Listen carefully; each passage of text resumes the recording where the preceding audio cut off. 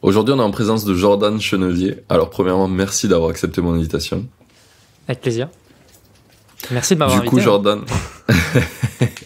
Du coup, Jordan, si tu devais résumer ton parcours en 2-3 phrases, comment tu le présenterais? En 2-3 minutes plutôt.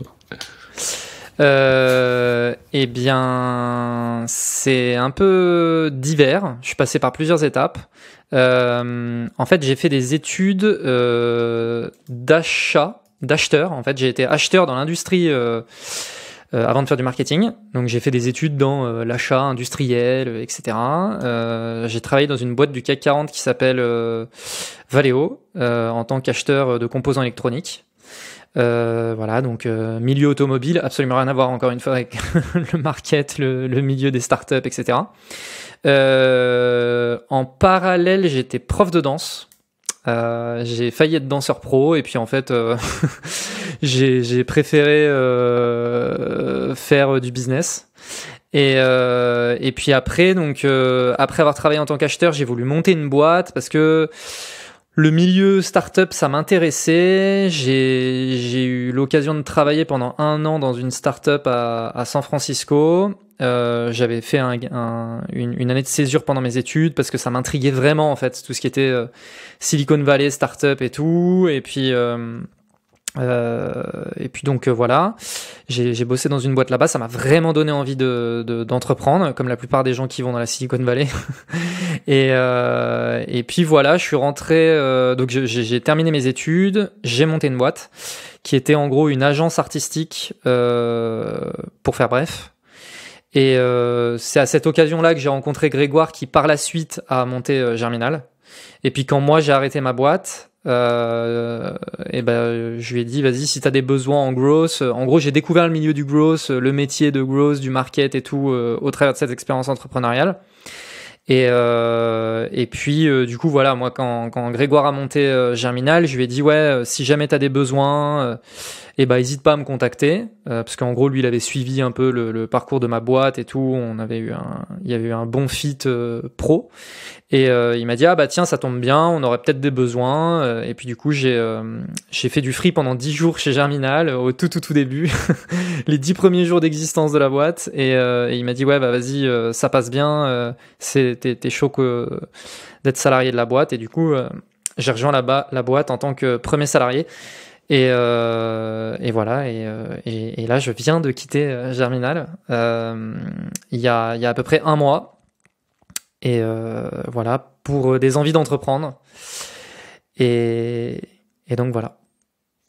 Ok, c'est pas mal, c'est pas mal. Alors j'ai plein de points où je vais pouvoir te relancer, c'est trop cool. Déjà, juste une question, qu'est-ce qui a fait que t'es allé dans le truc d'acheteur industriel? C'est un truc qui t'a tiré à la base? Oui, c'est pour ça que je l'ai fait. C'est parce que ça m'intéressait. Okay. En fait, en gros, tu vois, c'est bizarre. J'en parle souvent même, tu vois, avec, je sais pas, mes petits cousins ou tu sais, qui sont au lycée, qui sont en train de se poser des questions et tout sur leur avenir professionnel. En fait, moi, quand je suis sorti du lycée, globalement, je me disais, ce que j'aimerais faire professionnellement, c'est un métier qui me permet, tu vois, en fait j'avais un peu des espèces de critères et j'avais pas trouvé le métier parfait, tu vois. Je connaissais pas le métier d'acheteur parce que c'est un métier un peu particulier, tu vois. Et donc moi je me disais, ben ce que j'aimerais c'est faire un boulot où je fais du biz aussi bien au niveau strat qu'au niveau très opérationnel. Je veux faire un boulot où je mets les mains dans le cambouis. Où il peut y avoir un peu de pression et tu vois le côté un peu excitant du boulot. Il y a des petits moments où tu prends un peu la pression et tout, mais je trouve que c'est un peu excitant. Et si possible un métier où je peux parler anglais et donc avec des gens à l'international et idéalement qui pourrait me permettre de voyager. C'était mes critères. Moi, quand je réfléchissais à un métier, je réfléchissais comme ça. Je me disais si un jour je trouve un métier qui me permet de faire ça, c'est hyper cool, tu vois. Et quand je suis arrivé à l'université, on m'a présenté le métier d'acheteur. Et concrètement, le métier d'acheteur, c'est stratégie opérationnelle, tu travailles à l'international, tu parles anglais, tu voyages. Enfin, il y avait tout. Et donc, donc, je me suis dit, mais en fait, c'est ça qu'il faut que je fasse dans ma life, tu vois. Et le métier est passionnant, tu vois. Vraiment, le métier est passionnant. Mais en fait, après, au fur et à mesure, du coup, moi, ce que j'ai vraiment compris, c'est que je suis plus fait pour travailler dans des petite organisation entre guillemets, où en fait, moi, ce qui me plaît, tu vois, le côté strat plus opérationnel, en réalité, maintenant, ça se traduit plus par la polyvalence, tu vois. J'aime le côté, je veux faire un boulot où j'ai de la polyvalence. Et ça, quand t'es dans une énorme boutique comme les boîtes du CAC 40, c'est assez complexe en fait, tu vois. Ok. Donc du coup, c'est en allant finalement quand t'as fait ton taf à Valeo que tu t'es rendu compte que c'était plutôt la polyvalence qui t'intéressait et c'était un peu complexe dans des grosses boîtes d'avoir ça, quoi. Ouais. Bah, c'est à la fois l'expérience que j'ai eue en start-up, que j'ai vraiment kiffé et tout, tu vois, où vraiment là j'avais de la polyvalence. Du coup en gros, je bossais dans une boîte qui s'appelle Back to the Roots. Donc c'est une start-up qui a levé plusieurs millions d'euros, qui propose enfin c'est un peu bizarre à expliquer, mais en gros c'est un équivalent de prêt à pousser en France. Je pense que c'est le plus simple en fait de présenter ça comme ça. Je vous invite à aller voir ce que fait prêt à pousser en France. Et du coup c'est une boîte qui fait pareil aux US. Et globalement ils font de l'alimentaire, on va dire, de manière très simple. Et en gros, là-bas, bah, je faisais de la logistique, de l'achat, parce que c'était mes compétences, tu vois. Mais du coup, c'était une petite équipe. Et donc, j'étais confronté tous les jours au travail de mes collègues et je pouvais donner un coup de main si besoin, etc., etc. Et du coup, c'est là aussi. Petite équipe, c'était combien de personnes? Bah, alors, ils avaient une équipe de prod, donc je vais pas parler de l'équipe de prod qui bossait dans une usine, tu vois.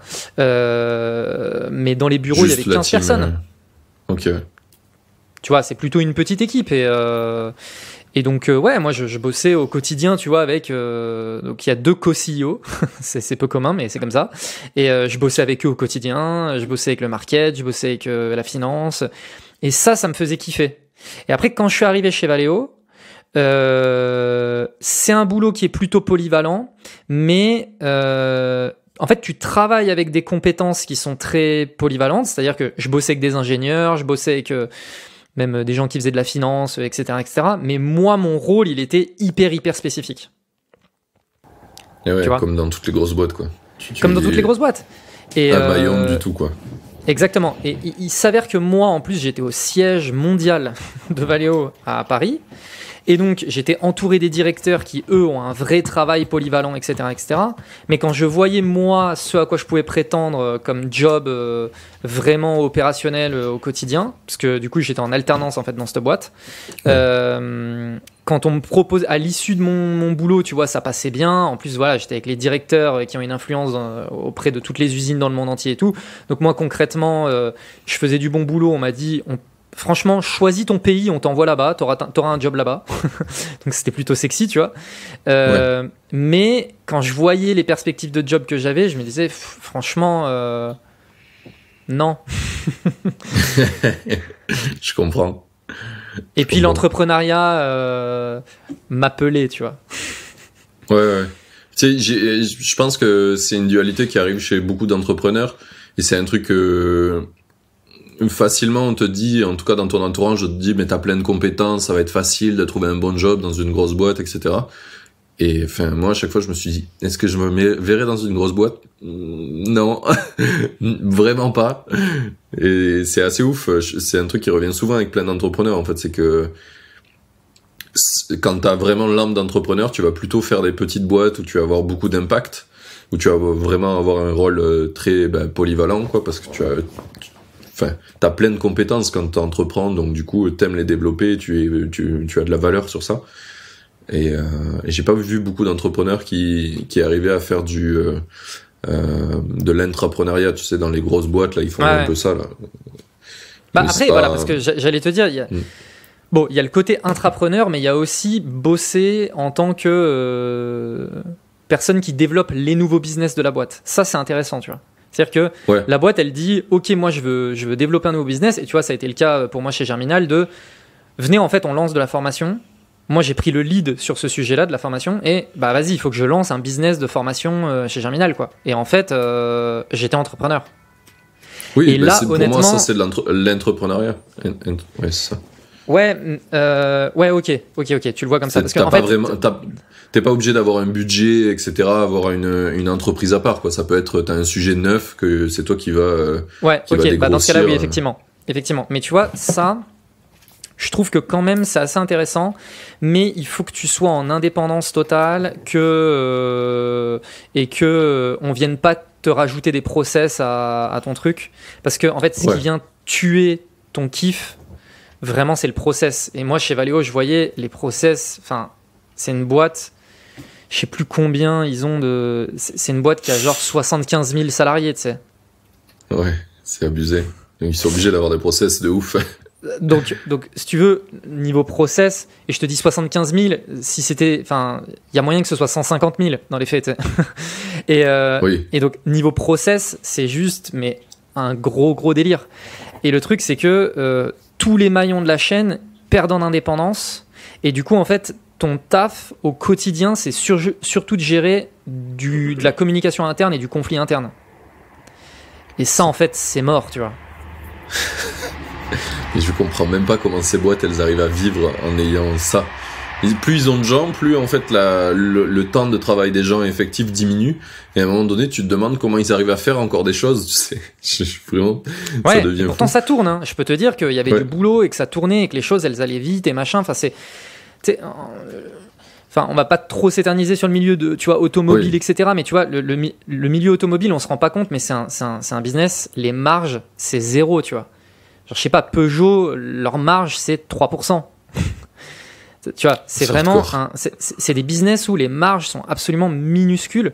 Et du coup, le truc, c'est que tu es obligé dans un business comme celui-là de faire en sorte que les choses aillent vite et qu'il y ait des trucs qui tournent. Parce que sinon, tu perds le moindre petit business que tu perds, bah, tu perds ta marge. Et donc, c'est des putains d'écoles, tu vois, pour faire du business. Moi, j'ai appris, mais une tonne, genre vraiment. Et notamment moi, en tant qu'acheteur, bah, si tu veux, le truc, c'est que moi, chaque économie que je pouvais faire, bah, ça faisait un petit peu gagner de la marge à la boîte. Et du coup, moi, mon taf, j'avais de l'impact, tu vois. Ouais. Mais t'es pris dans des process et des conflits internes et de la communication interne, etc., etc. Et au quotidien, ton job, c'est quand même vraiment de la politique, tu vois. Et moi, c'est vraiment un truc qui me saoule. C'est un des trucs pourquoi je veux même plus avoir d'associé maintenant, parce que du coup j'étais dans une boîte où j'étais associé et je suis parti pour monter mes propres projets en solo, parce que je veux plus avoir même pas à faire de politique entre cofondateurs, tu vois. Ouais. C'est mort, la politique c'est trop chiant. Et même si c'est cool hein, d'avoir des associés, tu peux te reposer sur eux et tout, mais le pendant de la politique à côté... Non, je veux plus. J'y reviendrai peut-être, hein, mais là je veux plus. Ok, et je pense que ça a une vraie valeur sur qu'est-ce qui a fait tes choix dans le futur, cette histoire avec Valeo et la boîte du CAC 40 et le fait que t'aies vécu l'inverse, une petite start-up aux États-Unis. Je pense que t'as vraiment vu les deux extrêmes. Et du coup, j'aimerais un peu parler maintenant de la boîte que t'as créée. T'as une agence artistique, ça a duré combien de temps ça ? 2 ans. 2 ans. Ok. Et c'était quoi le sujet un petit peu tu aidais des artistes à trouver du boulot, ouais. En gros, tu vois, donc moi comme je te disais, c'est en relation avec le fait que tu étais prof de danse. Ouais, et danseur. Voilà. En fait, j'étais danseur, donc j'avais un groupe avec des potes à moi, on faisait des spectacles, on a participé à des émissions de télé, tu vois, des trucs comme ça. Et en fait, le truc, c'est que on savait pas se vendre. On savait pas se vendre et du coup on essayait de trouver des plans mais on n'y arrivait pas, et à côté de ça on voyait des groupes qui étaient objectivement moins bons que nous, qui faisaient des trucs quand même moins cool, mais parce qu'ils savaient se vendre, ils avaient des plans de malade, tu sais. Et en fait tu vois, moi je me disais putain, mais si on avait dans le groupe quelqu'un qui savait faire, qui sait vendre, aller chercher des plans, etc., je suis sûr qu'on pourrait faire des trucs sympas. Et donc, naturellement, t'en viens à te dire, en fait, il faudra un agent, tu vois, typiquement. C'est typiquement ce truc-là. Mais les agents, c'est des gens, ils vont s'intéresser au top 1%. Le reste, ça les intéresse pas. Et pourquoi ? Parce que, en fait, c'est un boulot de sales, tu vois. Ils passent leur temps au téléphone, à aller rencontrer des gens, etc. Et du coup, à un moment donné, il faut que ce temps, il soit rentabilisé. Donc, il faut que tu tombes sur des gros contrats.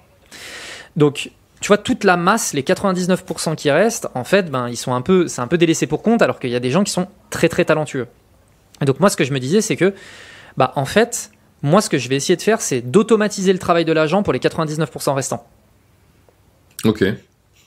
Et donc, je vais automatiser du démarchage, je vais automatiser du travail de créer un book pour les artistes, du travail de qualifier les artistes, etc., avec une plateforme web. Et en gros, toi, tu es un artiste, tu t'inscris, tu mets des médias pour présenter ton taf, tu t'auto-qualifies avec un système de questionnaire, etc. Moi, derrière, je passe, je t'évalue, je te mets un peu une note de 1 à 10, tu vois. Et en fonction des plans que je vois, je vais te positionner sur des plans ou pas, et moi, je vais prendre ma com au passage. D'accord, oui. Oui, tu as fait un productise service, quoi. Exactement. Et donc, ouais, ça a tourné. Tu vois, en 3 mois, on avait fait 100 000 euros de chiffre d'affaires. Moi, je me disais, putain, mais ça, c'est du lourd. Ah oui. Ça va vraiment être génial. Et puis, en fait, le truc, c'est que notre marché, notre go-to-market, c'était tout ce qui concernait justement les cours. Tu vois, cours de musique, cours de théâtre, cours de danse, cours de... peu importe. Et pourquoi ? Parce que je connaissais le marché, puisque j'étais moi-même prof. Je connaissais le pricing, je savais globalement les arguments qu'il fallait utiliser, etc. Et en fait, donc notre première audience, c'était les mairies. Pourquoi ? Parce que c'était l'époque où il y avait notamment les... comment ça s'appelle déjà ? Tu vois, j'ai oublié mon business. C'était le temps périscolaire dans les écoles primaires. Il y avait le temps périscolaire dans les écoles primaires. En gros, on demandait aux écoles de mettre en place des activités périscolaires dans les écoles pour les élèves et pour leur faire découvrir de nouvelles choses. Donc ça pouvait être des cours de cuisine, des cours de danse, peu importe, des cours d'anglais. Mais il fallait obligatoirement qu'il y ait ces activités-là. Et puis, en fait, moi, j'étais au contact de mairies qui disaient on galère à trouver des idées, on galère à trouver des personnes et tout. Et moi, je leur disais j'ai la solution. et donc, je plaçais des gens, tu vois, mais partout en France et tout le monde était content, etc. Et en fait, il s'avère que Macron est arrivé au pouvoir et il a dit les temps périscolaires, c'est fini. Et moi, du coup, du jour au lendemain, il y a tous mes clients qui m'ont dit ouais, alors en fait, on va arrêter parce que vraiment c'était une galère pour nous, donc on va arrêter parce qu'en fait, ils pouvaient continuer, mais ils étaient plus obligés. Et donc, vu que c'était une galère pour les mairies et tout, en fait, la majorité, elles ont dit ouais, nous on arrête. Et donc après, on a essayé de se refaire sur d'autres marchés, d'autres audiences et tout, ça a jamais vraiment pris. Et donc, surtout quand tu avais un marché aussi gros, aussi bien adressé, d'un coup tu repars sur c'est qui le marché. C'est ça, tu vois. Mais du coup, ça m'a vraiment appris, tu vois, la méthode itérative pour tester son audience. Tu vois, je faisais du scrapping, je faisais de l'emailing, travailler ses scripts d'email, travailler les process. Parce que du coup, tu vois, moi, je voulais automatiser mon job. Donc, tout ce qui était automatisation, process, machin, tu vois. C'est des trucs qui ont vraiment commencé à me faire kiffer. Et t'as fait comment un petit peu tout ça ? Techniquement, t'as utilisé des outils no-code, t'avais des gens qui développaient chez toi, t'as appris tout seul ? La plateforme, en fait, il y a eu 2 phases. Il y a eu la phase no-code et la phase code. La phase no-code, en gros, c'était... pour t'expliquer un peu rapidement, en gros, on avait un WordPress. Et ce WordPress, j'avais acheté un thème qui te permet de faire une marketplace, en gros. Et donc, j'avais des artistes qui venaient se créer leur compte, répondre à des offres d'emploi. Et de l'autre côté, j'avais des gens qui postaient des offres d'emploi. Et donc, tu vois, tu avais des espèces d'offres et tu pouvais postuler, etc. J'avais plugué des typeforms. Ces typeforms, je les avais plugués à un Trello. Et du coup, mon Trello, je l'avais transformé en CRM. Et du coup, derrière, tu vois, je recevais les candidatures, je les traitais. Si je voyais que c'était une candidature intéressante, je passais dans candidature validée. Le fait de valider la candidature, ça envoyait des mails automatiques aux personnes. Derrière, ça créait des contrats de manière automatisée. Tu sais, à chaque changement de colonne, ça venait déclencher des trucs des et actions, tout. Voilà. Zapier, ça fumait dans tous les sens. Mais tu vois, c'était un système WordPress, Typeform, Trello et des emails globalement pour démarcher les mairies. Du coup, ce qui est bien, c'est qu'avec data.gouv.fr maintenant, c'est l'open data, il y a l'annuaire des mairies, donc c'était facile. J'ai téléchargé l'annuaire des mairies, voilà, il y avait tous les emails et tout.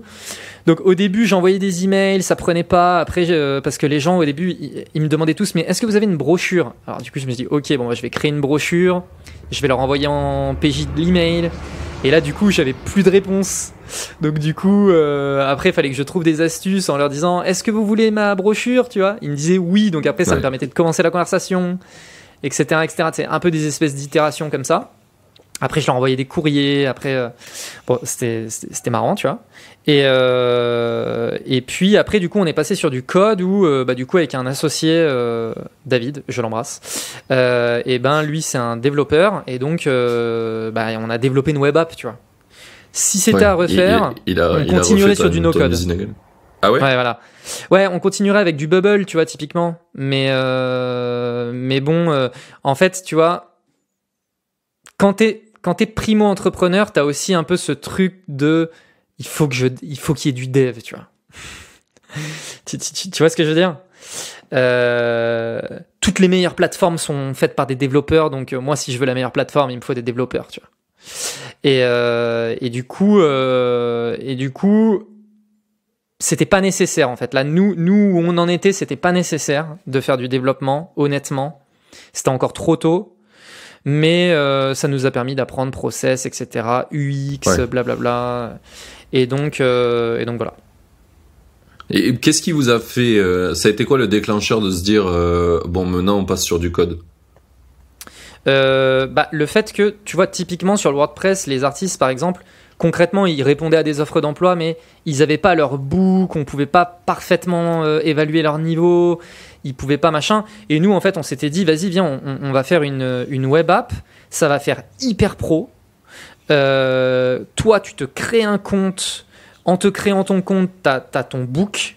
Donc ton book, même si tu passes pas par nous, ça va te donner envie de le partager à d'autres personnes parce qu'il va être sexy. Donc ton book, ça faisait un lien public. Tu prends ton lien public, tu peux le partager aux gens. En partageant ce lien public à des gens, naturellement, du coup, ils vont découvrir la plateforme. Ils vont peut-être se dire, ah tiens, et si j'allais regarder d'autres personnes? Et puis du coup, tu vois, un peu... Et dans la réalité, ça l'a fait? Bah, dans la réalité, non. Dans la réalité, en fait, le truc, c'est que les gens, ils venaient parce que la proposition de valeur, c'était on vous trouve du boulot, tu vois. Et en fait, concrètement, les gens qui venaient, fondamentalement, c'était des gens qui savaient, encore une fois, qui savaient pas vraiment se vendre. Et donc, ils venaient se créer un book et après, ils revenaient jamais. Ils se disaient, bah, en fait, j'ai créé mon book et on va faire le boulot pour moi. C'est ouf, ça. Parce que là, je pense que tu as montré un point qui est chez tous les entrepreneurs présents, c'est qu'on a une espèce d'enthousiasme en disant tiens, ça va être trop bien pour les gens. Tu pars d'une idée et pas forcément d'un problème en fait, puisque là le problème de tes utilisateurs, c'était on ne trouve pas de boulot mais on n'a pas envie de se vendre, et du coup toi t'étais là, ah oui mais ils vont avoir, grâce à ça j'ai une idée, ils vont avoir un book et ça va être génial, ils vont pouvoir le mieux se vendre. C'est ça. Et c'est un truc qui revient trop souvent. Et tu vois, j'ai souvent moi j'avais un studio où j'aidais des entrepreneurs à créer des plateformes techniques pour tu vois, faire leur V1 quoi, techniquement. Et j'ai refusé énormément de gens qui partaient avec une idée, et je leur dis mais vous avez testé, vous avez fait du no-code, et en fait non. Et quand tu le fais, ce chemin, et comme tu l'as fait toi, tu vois qu'en fait c'est nul ton idée, c'est bien mais c'est dans ta tête. Et les gens ils ont pas besoin de ça. Et encore, moi je suis assez content parce que ça m'a vraiment permis d'apprendre de tout ça, mais je considère avoir quand même fait les choses dans l'ordre, parce que je veux dire, j'ai pas attendu d'avoir cette web app, tu vois. J'ai pas, moi, vu que je sais pas dev, j'ai pas attendu 1 an et demi que mon associé il dev un truc avant de me mettre au boulot. Non, je me suis dit cool. Vas-y, tant pis, on va faire du business quand même, tu vois. Et d'ailleurs, c'est un truc, je remercie Grégoire, du coup, CEO de Germinal, parce que donc au tout début de la boîte, en fait il y a un truc qui a un peu été déclencheur, et c'est pour montrer aussi la puissance de l'orgueil. C'est que au tout début du coup de ma boîte qui s'appelait Loa, Grégoire il bossait dans un espace de coworking à Grenoble. Et donc moi, vu que je connaissais pas l'entrepreneuriat machin, je me disais il faut que je sois dans un contexte qui soit propice, tu vois, donc je vais aller bosser à l'espace de coworking où lui il était. Et en fait un jour on tchatche et tout, et puis il me dit mais du coup là toi tu penses que tu peux faire du business, enfin là tu penses que tu pourrais trouver des clients un peu rapidement et tout machin avec ton idée? Et je dis franchement ouais, je connais le marché et tout, je sais qu'il y a de la demande machin. Il me dit ok pourquoi tu essayes pas de vendre pour 5 000 € de prestations pour la semaine prochaine alors?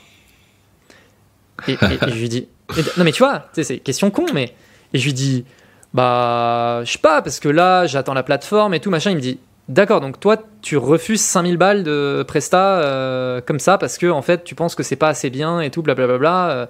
Mais vas-y, trouve-les, en fait, les 5000. Prouve-moi que t'es capable de trouver 5000 balles. Moi, je pense qu'en fait, t'es pas capable de les trouver. Et je lui dis, bah, ok, je vais te les trouver. Et la semaine d'après, je les avais trouvés. Et en fait, tu vois, ce truc-là m'a un peu décomplexé de, bah, en fait, mec, pas besoin de la plateforme, tu vois. Fais du biz. Ouais, on s'en fout. Tu vois, c'est ça, ouais. et je pense que, tu vois, cette petite phrase de, bah, pourquoi tu le fais pas, en fait? Bah, tu sais, après, ça a été un peu la réalisation de, bah ouais, en fait, t'es teubé. et du coup, tu sais, naturellement, tu crées des trucs parce que ça fonctionne et ça n'a plus d'importance, en fait. Le produit n'a plus vraiment d'importance, en fait. C'est le problème que résout le produit qui a de l'importance. Et en fait, nous, effectivement, on avait cette vision produit, mais une fois qu'on avait le produit, on se rendait compte que bah, déjà, les gens comprenaient moins le problème qu'on arrivait à résoudre, alors qu'avant, avec le WordPress, il n'y avait aucun problème, tout le monde comprenait, tu vois, le problème qu'on essayait de résoudre. Là, du coup, ça devenait un petit peu plus complexe, mais parce qu'on était trop attaché à notre produit. Tu vois, il faut effectivement, faut pas être attaché au produit, il faut être attaché au problème que tu résous et à la valeur que tu apportes au client. C'est ça que les gens achètent, en fait, tu vois. Oui, c'est tu vois, une solution à leur problème. C'est toujours exactement. ça. Moi, je me disais, les gens, ils vont acheter le produit. Alors qu'en fait, les gens, ce qu'ils achetaient, c'était le fait que je leur trouve du boulot. Et si là, aujourd'hui, je te dis, ouais, mon job, c'est de trouver du boulot à des artistes, même pas ça te viendrait à l'esprit que dans ma tête, j'ai une plateforme, tu sais, dans la tête. Je te dis, ouais, moi, mon boulot, c'est de trouver du boulot aux artistes. Tu vas t'imaginer plein de trucs. Mais avant que tu t'imagines que je crée une plateforme où les gens ils vont pouvoir créer un book, blablabla, ça va pas venir. Et ça prouve bien que, tu vois, c'est la dernière des idées. Et ça prouve bien que j'étais trop attaché à mon produit et que je m'étais détaché de la mission. Ouais, c'est rigolo, ça fait un gros parallèle avec les formations en ligne. Ça me fait penser à, j'ai des potes qui vendent des formations en ligne pour devenir développeur. Et en fait, au début, ce qu'ils vendaient, c'était je te vends une formation pour apprendre le JavaScript, par exemple. Et en fait, ça vend rien. Par contre, si tu dis je te vends une formation pour devenir développeur et gagner bien ta vie, là, d'un coup, il y a plein de gens. Alors que c'est le même produit, c'est juste que tu t'adresses à un problème, alors que l'autre, c'est juste une idée de tu vas apprendre le JavaScript, mais personne sait à quoi ça sert apprendre le JavaScript. Ouais, grave. Ouais. Je vais t'apprendre à devenir développeur pour créer des apps mobiles, par exemple. Ben, en fait, ça a beaucoup plus de valeur que je vais t'apprendre le JavaScript, alors que fondamentalement, bah, t'auras peut-être appris le JavaScript à la fin, quoi. C'est la même chose, ouais. Le résultat est probablement le même. Ouais, et c'est pour ça que, tu vois, pour recentrer un peu sur un peu des problématiques marketing pures, mais c'est pour ça que moi, avec les clients que j'avais suivis à l'époque de Germinal, ou même quand j'étais CMO de Germinal, et que du coup, je faisais du market pour Germinal et plus pour les clients, ou même maintenant quand je bosse avec des clients, quoi, vraiment, l'élément clé, et les gens souvent, ils oublient ça, et parce que même des grands groupes, ils passent à côté de ça, c'est recentre-toi sur la proposition de valeur. C'est quoi ta proposition de valeur?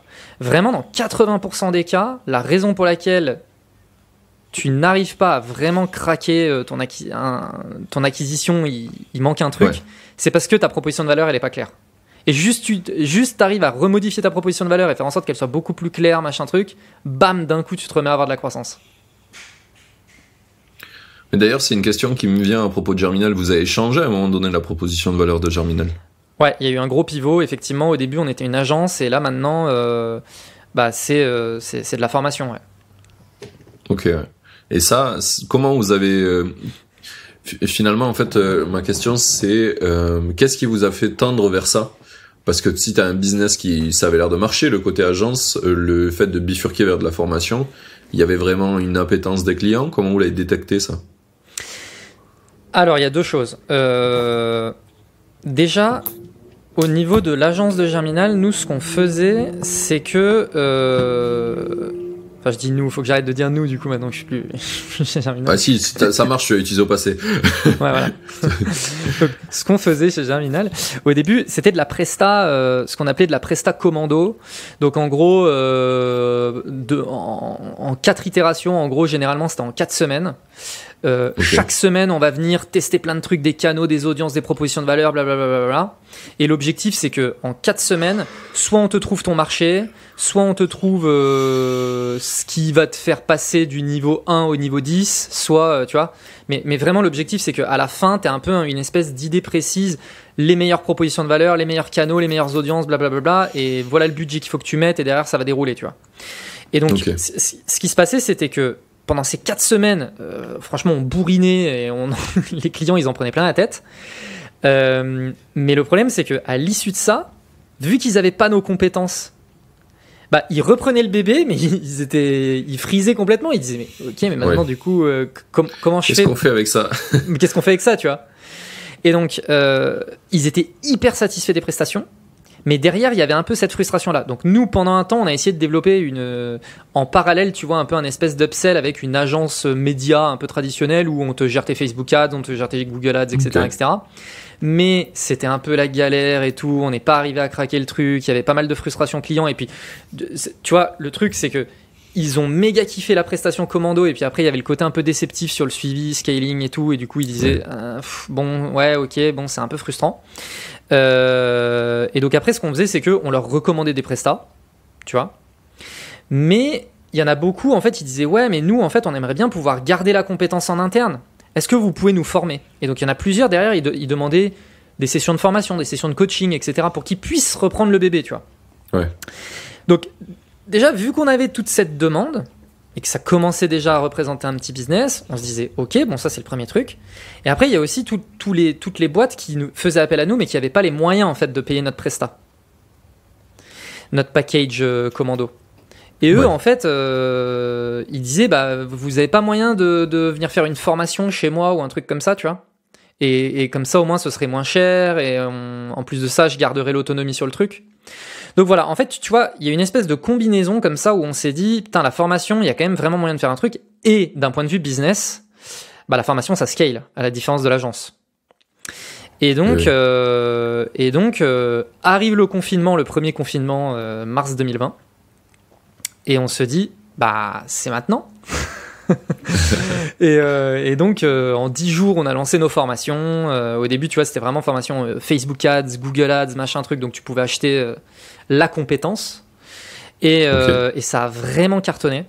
Vraiment, tu vois, en 2 mois, on a atteint le chiffre d'affaires mensuel que faisait l'agence. Alors que l'agence, ça faisait un moment et que tu vois, on était... Et l'agence, vous l'avez éteinte directement ou vous avez juste plus mis d'énergie dessus ? Ça continuait, l'agence. L'agence continuait, mais en parallèle, du coup, on a développé les formations. Et tu vois, sur les formations, bon, au début, les formateurs, ils ont fait leur formation, mais une fois que les formateurs avaient fait leur formation, on était 2 à bosser sur les formations et on faisait autant de chiffre d'affaires que les 20 autres personnes de la boîte. Ouais. Et du coup, tu vois, on a commencé à se dire, ok, il y a vraiment un truc à développer. Et puis, l'avantage, c'est que, du coup, on avait une vraie crédibilité sur notre capacité à fournir de la valeur au travers des formations parce que, bah, à côté, en fait, on était en train de t'apprendre ce qu'on faisait au quotidien avec les clients et tous les apprentissages qu'on avait eus. Et globalement, à côté, l'équipe, elle charbonnait, tu vois. Donc, tout ce qu'on avait appris en allant au charbon. De marché, bah ouais. De ouf.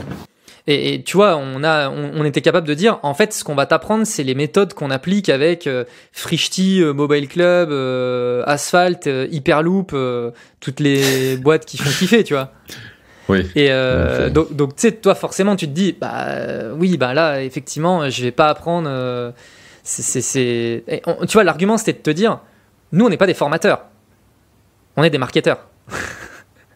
Ouais. Et on est des marketeurs, voilà, on est des vrais de vrais, on est des grosses, tu vois, et on fait de la formation.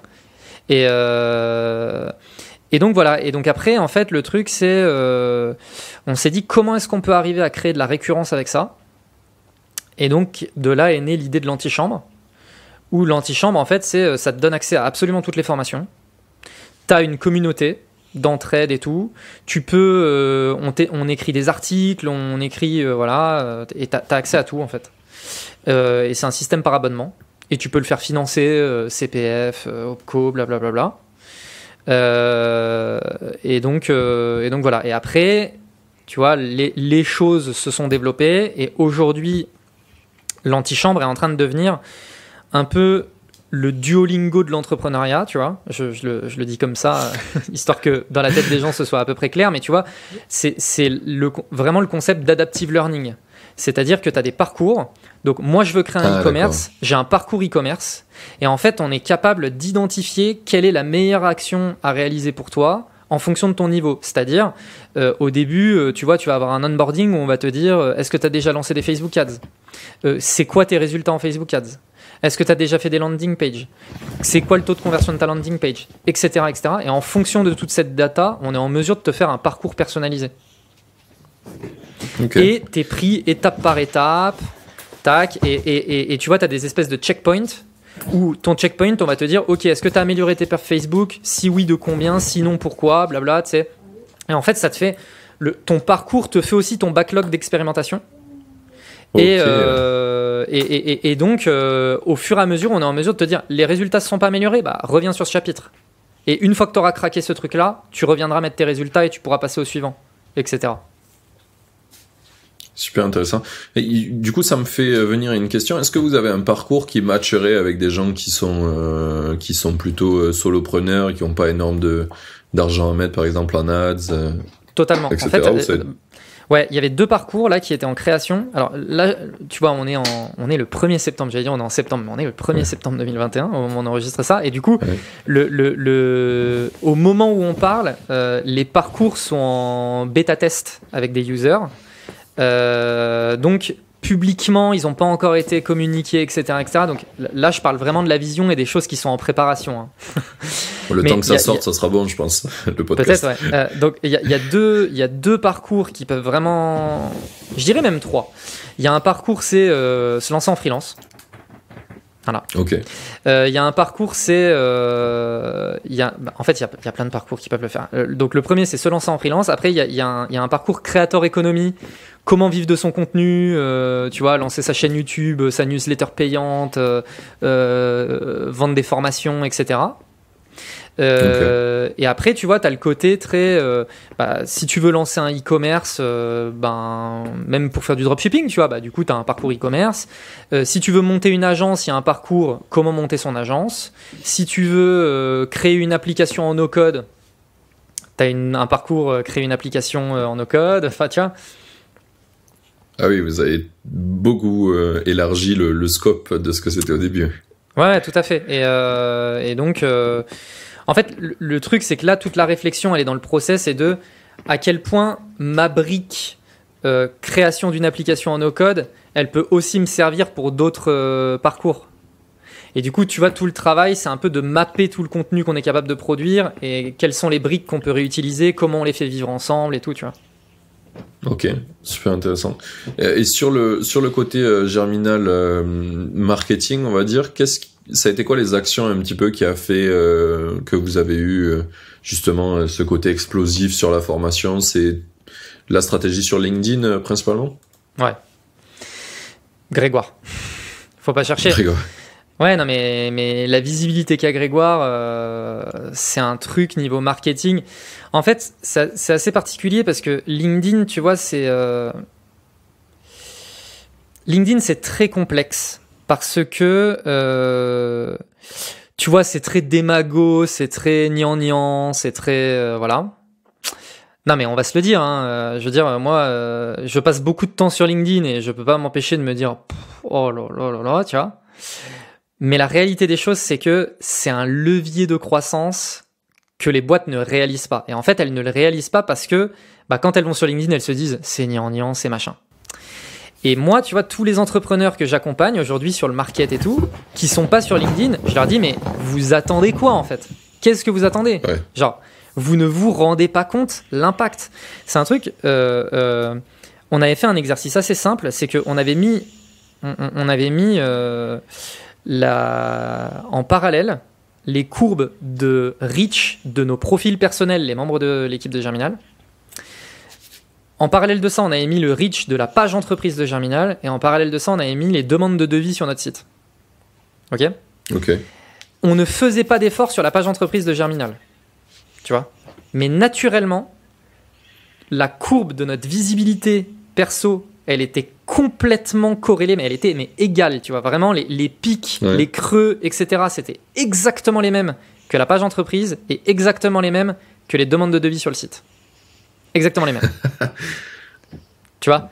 Et quand tu réalises ça, tu te dis, en fait, plus j'ai de visibilité sur LinkedIn, plus j'ai de demandes de devis sur mon site. C'est tout. Et donc, en fait... Et est-ce que tu penses que ça, c'est lié à votre marché ou ça peut être réplicable dans plein d'autres marchés ? Plein de marchés. Après, il y a des marchés où ça fonctionne moins. Je veux dire, tu travailles dans le milieu industriel, LinkedIn est assez peu utilisé globalement, tu vois. Et bon, qu'est-ce que tu aurais de particulier à raconter, je sais pas. Après, il peut toujours y avoir des trucs intéressants à dire. Mais tu vois, le milieu startup, c'est un milieu qui communique beaucoup sur LinkedIn, qui est très présent. Et en fait, il y a plein de choses à dire parce que, en fait, tu vois, il y a des thématiques qui fonctionnent plutôt bien. Je veux dire, la thématique de l'entrepreneuriat, ça fonctionne plutôt bien. De comment entreprendre, ça fonctionne bien. Ensuite, il y a comment arriver à générer de la croissance pour son entreprise. Et donc, tu peux parler de levée de fonds, tu peux parler de marketing, tu peux parler de... Ça fonctionne bien. Les thématiques recrutement, ça cartonne. Les thématiques... tu vois. Et donc, en fait, tu as plein de sujets. Et donc, notamment, tu vois les boîtes... la semaine dernière, je bossais avec une boîte qui notamment travaille qui a un SaaS RH. Et je leur disais, mais... En fait, vous, sur un sujet RH, vous n'avez pas le droit de pas être sur LinkedIn, en fait. Genre, les sujets RH, c'est les sujets qui buzzent le plus, en fait. Donc, je veux dire, vous êtes des experts dans votre domaine, dans le domaine des RH. C'est un domaine qui permet d'avoir de la visibilité hyper facilement sur LinkedIn. Faites des posts sur comment engager ses salariés, comment bien les recruter, comment machin. Vous allez avoir... vous allez être les experts de ce sujet et tout le monde, toutes les personnes qui veulent avoir un bon engagement des salariés, etc., ils penseront à vous. La réalité, tu vois, c'est que là, après, on tombe un peu dans des espèces de biais psychologiques, mais c'est plus on te voit, plus on pense que t'es bon. Parce que, en fait, naturellement, t'en viens à te dire, mais si je le vois autant, ça veut forcément dire quelque chose, tu vois. Ok, c'est peut-être un peu du bullshit et tout, mais si je le vois autant, c'est bien qu'il y a quelque chose derrière qui prouve que c'est bien.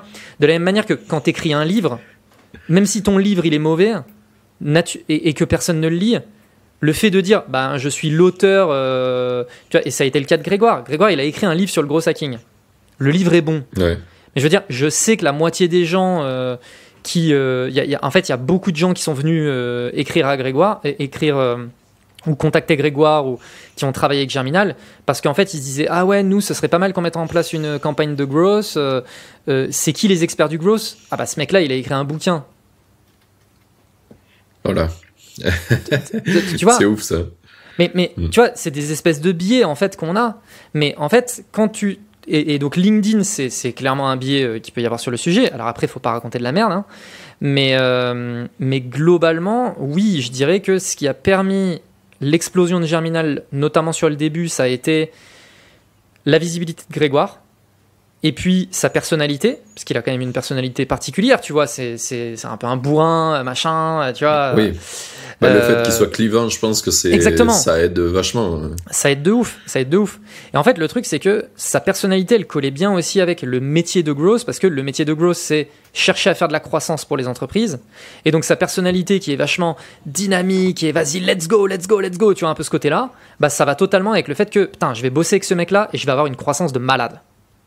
Tu vois, naturellement en fait tu te dis ça. C'est sûr que si t'avais quelqu'un de très peace en face de toi, tu te exactement. dis en fait quelqu'un de très calme, pas ce que t'attends, quoi. Voilà, tu te dirais en fait lui il va bien m'aider à définir ma stratégie, mon persona, etc., tu vois. Grégoire, tu te dis lui il va pas chercher à comprendre, il va appuyer sur un bouton, il y a la fusée qui va démarrer, tu sais. C'est ça. Et en fait, tu vois, tous ces éléments-là, en fait, on en revient à la proposition de valeur, à l'identité, tu vois, des trucs un peu comme ça, market, hein. Mais ça, plus assez rapidement, on a eu des belles refs. Assez rapidement, il y a eu du bouche à oreille. Parce que la proposition de valeur de la prestation, en 4 semaines, on est capable de craquer un truc. et ça fonctionnait, et ben naturellement les gens ils se disaient ah ouais putain en fait Germinal c'est pas du bullshit, ils font le job quoi. Et donc voilà, et encore une fois côté clivant blablabla, la visibilité, tout va très vite. Et après sur la partie formation, bah très rapidement t'en viens, tu t'es en train de créer une boîte. Et tu vois, au début le truc de la formation, on pensait que nos clients ça allait être les salariés de start-up, ou tu vois les gens qui connaissaient déjà le growth et qui voulaient augmenter de niveau. Et en fait très rapidement on s'est rendu compte que ces gens-là ils achetaient pas, et que ceux qui achetaient c'était au contraire les entrepreneurs ou les gens qui voulaient devenir growth, ou voilà. Et en fait nous on pensait que notre marché ça allait être les gens qui voulaient passer de 1 à 2, et en fait on s'est rendu compte que c'était plutôt les gens qui voulaient passer de 0 à 1. 0 ouais. Et en fait tu vois là c'est pareil, putain mais c'est des mecs, ils ont tu vois, c'est des gens chez Germinal, ils ont les techniques secrètes, ils sont arrivés à trouver la méthode qui permet d'avoir de la croissance à coup sûr, et de toute façon ça se voit, eux-mêmes en 1 an ils ont fait 1,5 million d'euros de chiffre d'affaires, tu vois, la première année Germinal c'est 1,5 million d'euros de chiffre d'affaires, tu vois. En 1 an ils ont fait 1,5 million de machin, ils ont des refs, laisse tomber, ces refs elles parlent d'eux, elles sont hyper satisfaites, ça veut bien dire quelque chose, il faut que j'apprenne leur méthode, tu sais. Ouais. Oui, c'est des biais de confirmation à enchaîner quoi. Ouais, mais après bon, tu vois, dans le coup de la formation, je veux dire, c'est pas des biais, c'est clairement de la data, tu vois. Tu prends la data et tu analyses la data de manière hyper simple, tu te dis de 0 à 1,5 million en 1 an, des putains de refs, c'est des gens qui font le job, je sais que ça va pas être du bullshit, go. Mais tu vois, on en revient toujours aussi à ce truc là de, tu vois, là en ce moment c'est un peu le boom de la creator economy, etc. Bah, c'est ce truc de commencer à vendre un truc quand t'as une audience, c'est beaucoup plus facile que de vendre un truc en te construisant ton audience. Oui, parce que vous y aviez déjà, avant de passer sur le modèle, sur le modèle formation, vous avez déjà une grosse audience, quoi.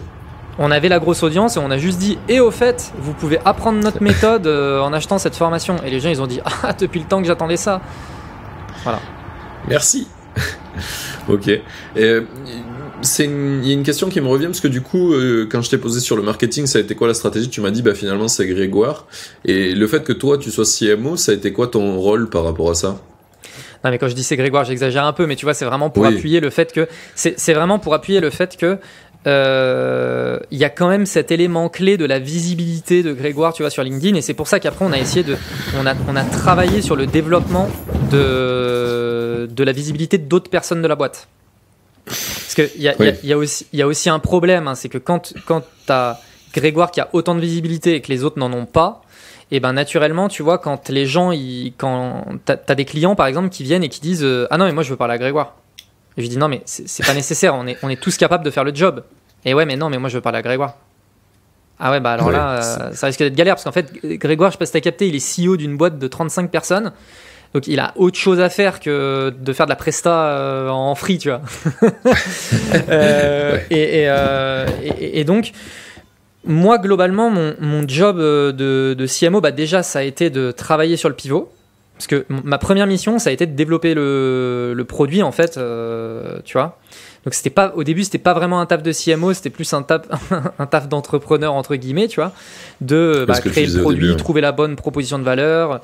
Et tu vois, on était avec Léo, qui est aujourd'hui mon associé, qui était le directeur artistique de Germinal, où voilà, on a créé le produit, les propositions de valeur, machin. Moi, je prenais les gens en call, les clients... On a itéré, blablabla, avant qu'il y ait une équipe produit qui soit constituée. Et après, une fois que l'équipe produit elle était constituée, bah, le job, c'était comment faire en sorte de développer la marque et de développer l'acquisition. Et donc, c'est travailler sur des funnels, travailler sur de la pub. Tu vois, on parlait tout à l'heure de publicité, où on fait de la publicité... Germinal fait de la publicité sur Facebook. C'était travailler du coup sur comment faire en sorte de développer la visibilité des membres de l'équipe. Donc ça a été travailler sur des séances de coaching en interne, sur faire en sorte que les gens ils puissent progresser sur LinkedIn. Ça a été développer la newsletter, tu vois, de Nina. Tu vois, typiquement ce genre de choses. Bah, ok, on va développer un contenu qui va être une newsletter hebdo pour aider les entrepreneurs à se lancer. C'est Nina qui s'en occupe. Elle, derrière, comment est-ce qu'on peut impliquer les gens qui sont dans la newsletter, dans des funnels de vente, etc., etc., quoi. D'accord. Ouais. Du coup, vous avez développé d'autres canaux d'acquisition. Vous êtes parti de Grégoire avec une grosse audience à d'autres personnes dans la boîte ont de l'audience et on crée aussi d'autres funnels comme la newsletter, les pubs Facebook, voilà. C'est ça? Ou après, ouais, des funnels très classiques de t'as une pub, t'arrives sur une page de vente, cette page de vente, blablabla. On a testé, tu vois, le fait de faire des lancements. Donc, en fait, cette formation, elle est accessible. Tu peux l'acheter que sur les 3 prochains jours. Après elle est fermée. Ensuite tu vois, on a travaillé sur des programmes, après on a travaillé sur blablabla, enfin, voilà. C'est cool parce que j'ai l'impression que vous avez mélangé un petit peu toutes les méthodes qu'on voit en start-up, mais aussi les méthodes qu'on voit plus dans les infopreneurs. Totalement. Et je trouve que c'est un bon mix, un bon exemple, parce que souvent, tu sais, on met ces deux mondes un peu en part. Soit t'as le côté start-up, on va lever des fonds, on se fait parler de nous sur BFM, etc., quoi. Ou soit t'as le côté les infopreneurs qu'on voit parler de nulle part, mais qui font des funnels de vente super précis. Ils font de la Facebook Ads, et vous avez vraiment, j'ai l'impression le meilleur des deux mondes. Pour essayer C'était exactement la stratégie. C'était exactement la stratégie. En fait, la stratégie, c'était de se dire, les infopreneurs, ils sont seuls, tu vois. Ils travaillent avec des individus, des indépendants, etc., etc. Ils vont aider des individus à devenir entrepreneurs, à gagner de l'argent, etc. Ok. Et ils ont des méthodes marketing, les funnels, ils savent super bien s'y prendre. Techniquement, ils sont très très bons sur notamment les funnels de vente. Et nous, en fait, le truc, c'est qu'on fait pas de la formation pour...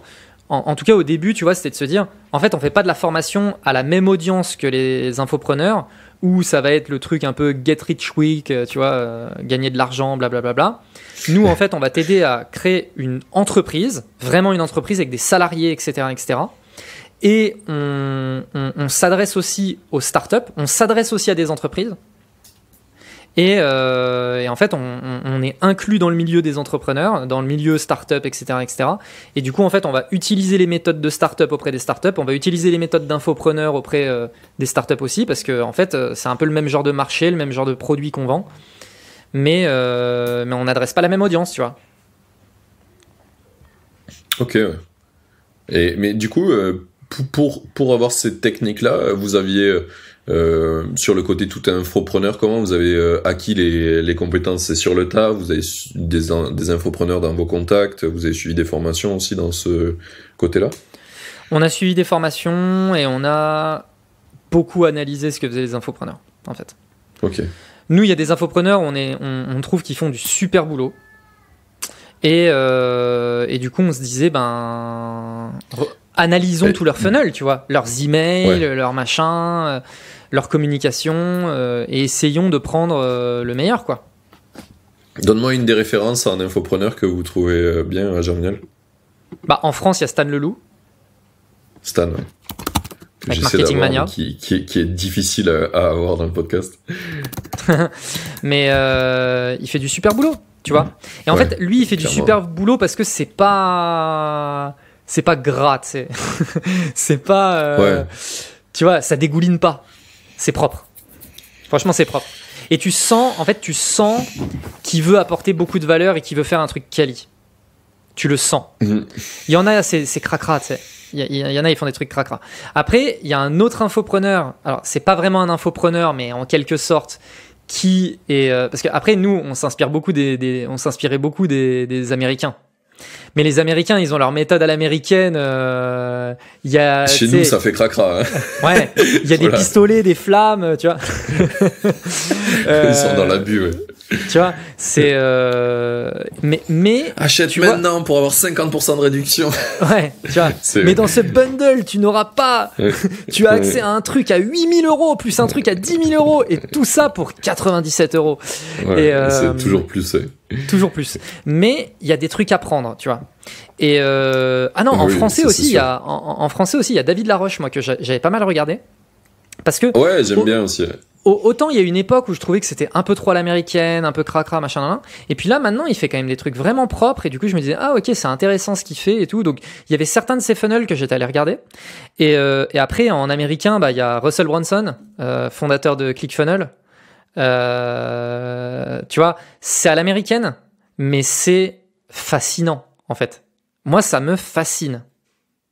Et du coup, on avait pas mal regardé ce que faisait Russell Brunson, et notamment, tu vois, pour essayer de travailler sur des funnels un peu plus exotiques, quoique, tu vois, mais avec les systèmes de webinars, avec les systèmes de vraiment, comment est-ce qu'on peut travailler sur des upsells. Tu vois, tu te fais embarquer dans tu vois, le truc typique de Russell Brunson, c'est je t'offre mon livre, t'as juste à payer la livraison. Et du coup, toi, tu payes la livraison, tu vois, tu payes 5 balles pour avoir son bouquin. En réalité, il a le ROI sur sa campagne, il est nul. Ouais. Enfin, je veux dire, voilà, parce que du coup, il a rentabilisé en fait ses coûts de campagne en te disant, ouais, mon bouquin gratuitement plus shipping. Et puis, une fois que t'as cliqué sur ce truc et que du coup, t'as dépensé 5 €, il va t'amener sur un upsell en mode, hey, parce que tu viens d'acheter mon bouquin, je te fais une offre tout de suite. Et ensuite, si tu prends cette offre-là, hey, machin, ne pars pas tout de suite. C'est un peu les délires comme ça. Et t'es pris dans des funnels d'upsell, de downsell, etc., etc. C'est assez fascinant. Et tu vois, nous, du coup, on essayait de se dire, ok, en fait, ça va être quoi le premier élément sur lequel on va arriver à avoir les gens qui vont leur permettre de vraiment comprendre la valeur de notre travail, et cette valeur, comment derrière on va arriver à la valoriser pour upsell et blablabla. Tu vois, il y a un peu des espèces de réflexions comme ça. Ok. C'est un truc qui est pas du tout utilisé dans le côté SaaS. En général, on va te vendre, il y a un pricing assez simple, il y a pas de funnel, et on te dit c'est ça le prix, prends-le ou va-t'en quoi. T'as une période d'essai, mais il y a pas de, ce travail est pas du tout fait, je trouve, sur les SaaS, où on pourrait avoir, finalement un pricing qui est plus complexe, mais où tu dis t'as le produit simple à 5 €, et puis si tu peux rajouter ça pour 2 €, et puis ça pour 2 €, et puis là si tu le prends maintenant tu l'as à 2 € au lieu de 5 € par mois, et ça pourrait être un truc qui marche, je suis sûr, mais c'est pas du tout utilisé dans le milieu du SaaS. Alors moi il y a un truc, en fait le côté abonnement aussi, tu vois, c'est un peu tricky, tu vois, Ouais. mais alors je sais pas si c'est Canva, parce qu'il y a aussi, tu vois, toute la clé aussi, c'est de voir comment tu peux travailler là-dessus, mais sans dégrader l'image de ta marque. Bah oui. Et tu vois, Canva, par exemple, je crois que c'était Canva, hein, faut vérifier. Mais en tout cas, il y a un SaaS un peu comme ça où on avait halluciné avec Germinal, parce que on avait voulu, en fait, on avait 2 comptes Canva, on s'en était pas vraiment rendu compte, et donc on avait voulu en killer un. Et en fait, en le killant, du coup, ils nous ont dit, en gros, pour vous retenir, tu vois, pour vous faire changer d'avis, on vous fait une offre, tu sais, le one-time offer, l'offre à prendre ou à laisser. En gros, au lieu de payer 35 € par mois, payez 25 € par mois, et bénéficier de toutes les features que vous aviez actuellement, etc., etc. C'est vraiment le truc pour vous garder. Et tu refuses l'offre, et ils te disent, allez, là vraiment, on est prêt à aller jusqu'à 20 € par mois, tu vois. Et tu sais, t'as 2 étapes comme ça où si t'as pas pris la première offre, ils t'en proposent une deuxième. Et vraiment, à ce moment-là, on s'était dit, ah ouais, putain, mais c'est quand même bien dégueu, tu sais. Et l'image de marque, immédiatement, t'as beau kiffer le produit et tout machin, tu te dis, ah ouais, quand même, ils ont les dents longues, tu sais. Ouais, c'est drôle, oui. D'un côté entrepreneur, tu trouves ça, moi je trouve ça bien, malin, mais c'est vrai que d'un point de vue client, tu dis, ah ouais, les mecs, ils ont la dalle, quoi. Ouais, puis tu sais, c'est toujours ce truc de, ah ouais, d'accord, en fait, j'aurais pu profiter de Canva à 20 balles par mois depuis le début. Si seulement j'avais su, j'aurais downgrade plus tôt, tu sais. Ouais. Ah oui, mais ouais, c'est un truc difficile, effectivement. Donc, tu vois, c'est toujours, et c'est pour ça que c'est hyper intéressant de toujours prendre les feedback users, en fait. Ouais, ça revient en boucle dans le podcast, hein. Tous les gens qui arrivent à faire des produits qui fonctionnent, c'est qu'ils sont, ils sont en contact avec les utilisateurs, hein. Si tu les contactes pas, t'es dans tes idées, et tes idées, elles valent que dalle. Elles sont mieux que pour toi. Et ouais, tu vois, c'est ça le truc. Donc voilà, tu sais, c'est toujours pareil, les entrepreneurs. Ouais, excuse-moi, je disais, tu sais, c'est comme les entrepreneurs où moi, souvent, je leur dis, ton produit déjà, sais, parce que, ouais, mais non, mais c'est pas encore le bon moment pour le lancer, il y a encore ça qui va pas, il y a encore ça qui va pas, tu sais. Tu vois un peu ce truc de, ouais, non, avant de le lancer, je veux qu'il soit parfait, tu sais. Et moi, tu sais, systématiquement, je leur dis, mais déjà, toi, tu trouveras jamais ton produit parfait. Mais en plus de ça, tes clients, vu qu'ils pensent pas comme toi, mets-toi bien en tête que jamais de la vie, personne ne trouvera ton produit parfait, en fait. Jamais, jamais, jamais. Oui. Donc, chercher à le rendre parfait pour toi, d'accord, mais à la fin, tu vas le vendre à des clients. Oublie pas ça, tu sais. Ouais, ça. Je trouve que c'est souvent les first-time entrepreneurs qui font cette connerie. Oui. Parce qu'ils sont beaucoup dans leur... En fait, au début, tu veux être entrepreneur par ego. Tu sais, tu veux faire un truc qui marche à toi. Et du coup, forcément, en fait, t'es drivé par les mauvaises intentions. Et du coup, tu vas créer un produit pour toi qui te plaît parce que tous les produits des autres, c'est de la merde. Et je pense que la première fois, en fait, tu vas te prendre 2-3 murs dans la face. C'est normal. On en a tous besoin. Et au bout d'un moment, tu vas te rendre compte que, les bons produits, c'est des produits qui solvent des problèmes utilisateurs. T'as pas besoin qu'ils soient complexes. T'as pas besoin qu'ils soient ultra beaux. T'as juste besoin qu'ils fassent le taf. Et des fois, c'est débile. Hier, je parlais avec un mec qui justement essaie de faire un produit pour les podcasters. Et du coup, il part de son idée à la base qui est... c'est lui qui faisait les résumés du podcast Indie Maker. Et du coup, il veut productiser les résumés Indie Maker. Et en parlant avec moi, en fait, je vois, moi, je suis habitué à faire des interviews utilisateurs. Et en fait, je vois que quand il soulève mes pains, les problèmes que lui cherche à résoudre, c'est pas des problèmes qui m'intéressent. Foncièrement, j'avais quelqu'un pour les résumer, mais une marketplace où je vais pouvoir trouver des gens qui font des résumés, j'en ai rien à foutre. Moi, mon problème, c'est que je veux un résumé, je veux qu'il soit bien fait, je veux qu'il soit fait dans les temps, et j'aimerais payer un abonnement pour ça, tu vas pas avoir une freelance, je sais pas s'il le fait, il va le faire, il a du taf, il a pas de taf, tu vois. C'est ce qui m'est arrivé avec plein de freelances, où c'est compliqué, parce que toi, tu demandes un truc régulier, mais en fait, les freelances, ils sont pas, ils prennent des missions, ils les commencent quand ils les commencent, quoi. Donc, du coup, toi, t'es au milieu avec des trucs réguliers, ça marche pas. Et du coup, moi, mon besoin finalement, c'est d'avoir un truc avec un abonnement et ça envoie les épisodes et je reçois des résumés, fin quoi. Et je m'en fous de qui est derrière. J'ai pas envie de parler à un freelance, j'ai juste envie d'avoir des résumés propres qui me veulent bien avec les instructions que j'ai données. Et en parlant finalement, en fait, tu te rends vite compte que lui, il partait avec son idée et on a déjà eu cette conversation. Donc en fait, j'ai déjà vu qu'il part dans son idée et donc je laisse tomber. Et à un moment donné, il est revenu vers moi, il me dit mais en fait, je vois que t'as un autre besoin, il y a un truc qui pourrait t'intéresser. Et finalement, en fait, un tout petit truc qui pourrait m'intéresser, c'est faire un CRM en fait pour moi. Tu vois, en tant que podcasteur, gérer mes invités, tu vois, là, je te l'ai montré au début du podcast. Ouais. En fait, ma fiche invitée, elle était pas prête. T'avais pas le bon lien pour le Riverside. Et en fait, j'ai besoin d'un CRM. Et en parlant avec moi, j'ai vu que j'avais ce besoin-là et je me suis auto-analysé. Je dis, en fait, ça, c'est tout con. Tu peux le faire super simplement en no-code. Un CRM, c'est vu et revu. Tu le spécialises juste pour les podcasteurs et là, t'as un produit. C'est tout simple, c'est bidon. Mais c'est un vrai besoin. Ouais. Et en fait, quand j'en ai parlé avec lui, il était là, tu sais, c'était moins sexy. J'espère qu'il va le faire parce que s'il le fait, je pense qu'il y a des chances que ça marche. Et il y a plein d'options que tu peux rajouter à ce CRM qui font qu'il aurait beaucoup de valeur, tu vois. Le fait un des trucs que je fais super mal et que plein d'invités font super mal, c'est de relancer les invités pour leur dire de podcasteurs qui font super mal ça, c'est de relancer les invités pour leur dire l'épisode est sorti, voilà ce que tu peux dire sur les réseaux sociaux, voilà le lien, voilà l'image à partager, vas-y go, tu vois. Et ça, c'est super dur parce que faut reprendre l'email du mec, faut retrouver par quel moyen tu l'as contacté, faut lui écrire un petit pitch parce que si tu lui écris pas, il le partagera jamais. Et en parlant avec lui, tu vois, j'ai dit putain, mais ça, si tu me fais ça, mais je paye direct parce que c'est trop chiant et je le fais jamais bien. Et au début, tu vois, c'était vraiment pas une idée sexy pour lui, quoi. Il se disait mais c'est bidon en faire ça. Je fais un texte préfet une fois avec une image qu'on récupère du RSS du podcast et fin quoi avec le lien. Oui, mais j'y ai dit je paye plein de produits comme ça qui sont tout simples. J'en paye un pour le podcast qui fait une chose. Juste, tu partages un lien, ça s'appelle Rate My Podcast, avec slash le nom de ton podcast, tu partages ce lien, et quand le mec l'ouvre, s'il est sur iPhone, ça lui met un bouton note sur iTunes, si j'ai sur Android, ça le met note sur une des applications qui est installée dans son téléphone où tu peux noter. Ça fait que dalle, tu vois, le truc, et je paye 70 balles par an pour ça.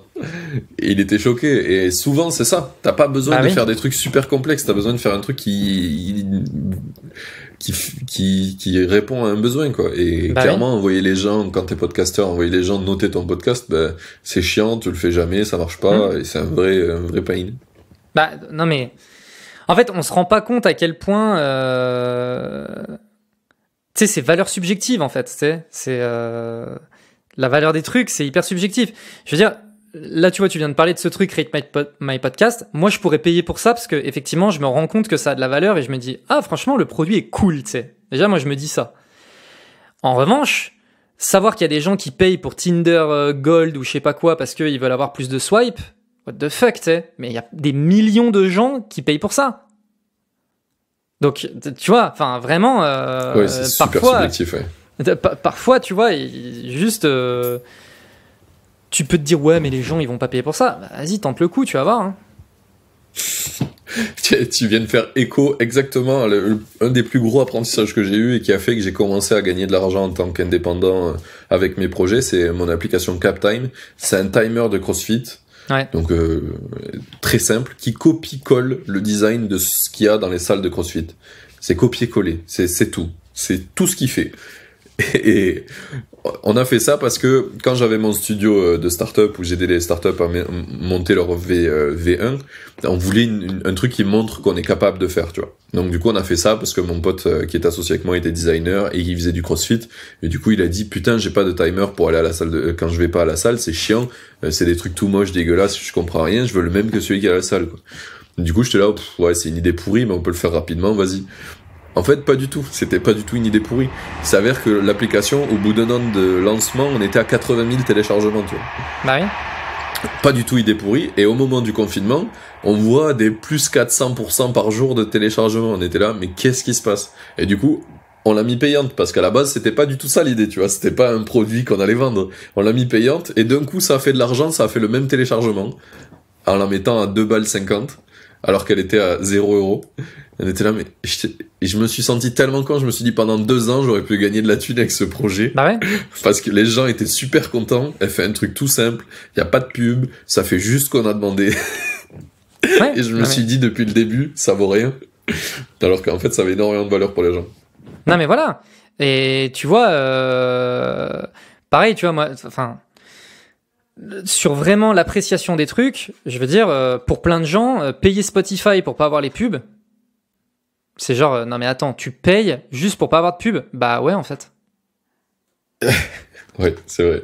Non mais tu vois, genre tu payes pour pas avoir les pubs. Le pire, c'est que quand toi t'es du côté payant, tu rencontres des gens qui ont les pubs, tu leur dis mais pourquoi t'as des pubs? Ouais. Et le mec il dit mais pourquoi toi tu payes? Exactement. Et tu vois, c'est que des trucs comme ça. Et il y a vraiment ce truc de...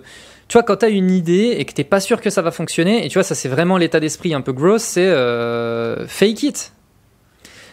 Tu vois, là, je fais du coaching / consulting actuellement pour des startups. La semaine dernière, il y avait une startup où, en gros, moi, je leur recommandais de lancer une newsletter parce que je pense qu'il y a une vraie opportunité de marché pour eux sur une newsletter, ouais. etc., qui peut vraiment leur donner de la crédibilité parce qu'ils sont dans un business où il faut mettre les gens en confiance. Et du coup, je leur disais, en fait, le meilleur moyen de mettre en confiance les gens, c'est le contenu. Et donc, si vous leur mettez une newsletter avec une proposition de valeur un peu canon, ils vont tout de suite voir effectivement que vous savez de quoi vous parlez, etc.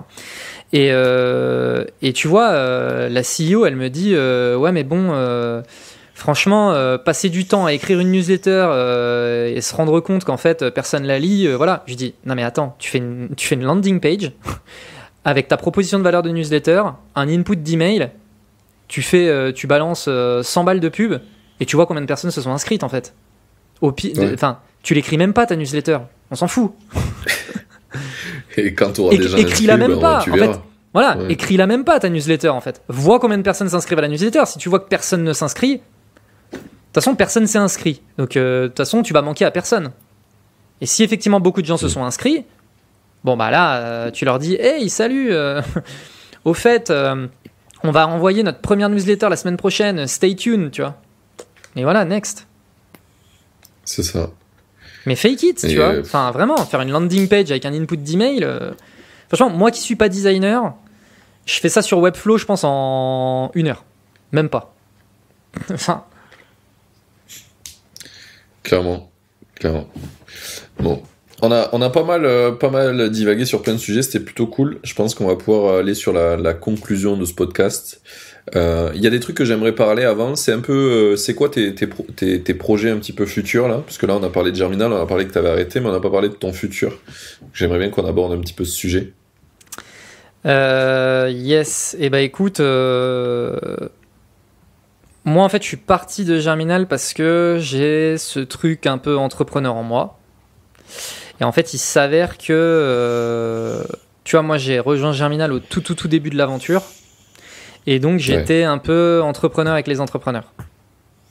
J'étais un peu... En fait, tu vois, le truc, c'est que j'étais un peu cofondateur. Ça n'a jamais été le cas, tu vois, mais je veux dire, moi, je le ressentais comme ça. Dans l'esprit. Dans l'esprit, je participais aux décisions stratégiques. Il y avait les repas entre cofondateurs, j'étais là, tu sais. J'étais vraiment impliqué dans toutes les conversations. Je me suis buté pour la boîte et je vivais le truc comme ma boîte, tu vois. Et le truc, c'est que il y a un moment donné où la boîte elle grossit et où en fait t'es plus cette personne-là. Tu prends ton vrai rôle. Tu prends ton vrai rôle, c'est-à-dire que t'es plus dans les conversations entre cofondateurs, tu n'es plus impliqué dans les décisions stratégiques, etc. Alors j'étais CMO, donc les décisions strat, j'en prenais encore part, bien évidemment, mais tu vois, il y a ce moment où en fait, je suis plus entrepreneur. Je suis directeur marketing d'une boîte. Next. Et c'était frustrant pour moi. Et c'était hyper frustrant parce que il y avait des moments où j'étais pas d'accord avec les décisions, tu vois, et je leur disais mais les gars, putain, pourquoi vous m'avez pas impliqué dans le truc en fait? Parce que t'as pas à être impliqué dans le truc, en fait, c'est tout. Et j'exagère, mais tu vois un peu l'esprit, quoi. Et puis, il y a un moment donné où je me suis dit, non, mais en fait, mec, cette frustration, il y a un seul moyen de l'enlever, c'est pars et fais ton truc, en fait, tu sais. Et oui, ça fait mal, parce que, encore une fois, j'ai vécu Germinal comme si c'était ma boîte, tu vois. Mais il y a un moment donné, il faut faire le deuil de ça, parce que c'est pas vrai. C'est pas ta boîte. Donc à un moment donné, si tu veux vraiment plus avoir ce type de frustration, pars en fait, tu vois. Fais ta boîte. Voilà, fais ta boîte. Et donc tu vois, c'était assez marrant comme conversation du coup avec les cofondateurs quand on a parlé de tout ça, tu vois, parce que en fait, du coup, tu vois, il y avait un peu une discussion sur ok, mais du coup, est-ce qu'il n'y a pas une négo qui peut se faire sur le fait d'avoir plus de parts dans la boîte, etc., parce que du coup, j'ai des BSPCE. Ouais. Et puis donc, on a commencé à entamer un peu un sujet de négo autour de ça. Et puis en fait, tu vois, fondamentalement, ils m'ont dit ouais, mais en fait, on a l'impression que quoi qu'il arrive, enfin, le truc c'est que tu seras jamais cofondateur de la boîte. Tu vois, le problème, il est pas là.